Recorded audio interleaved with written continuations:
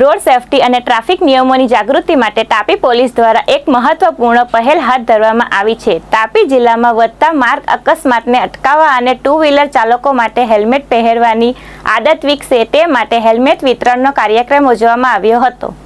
તાપી પોલીસના અધિકારીઓ દ્વારા માર્ગ સલામતીને લઈને લોકોમાં જાગૃતિ લાવવાનો પ્રયાસ કરવામાં આવ્યો. ડીવાયએસપી ઈશ્વર પરમારના હસ્તકે બાઇક ચાલકોને મફત હેલ્મેટ વિતરણ કરવામાં આવ્યા હતા. હેલ્મેટ વિતરણ દરમિયાન પોલીસ અધિકારીઓએ હેલ્મેટનું મહત્વ સમજાવતા જણાવ્યું કે અકસ્માત સમયે હેલ્મેટ જીવન બચાવવાનું સૌથી અસરદાયક સાધન છે.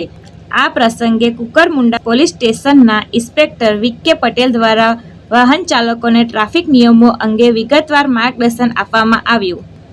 પીઆઈ પટેલે જણાવ્યું હતું કે ટુ વ્હીલર ચલાવતી વખતે હેલ્મેટ ફરજિયાત છે અને નિયમનું પાલન કરવાથી અકસ્માતની શક્યતાઓ ઘટી શકે છે.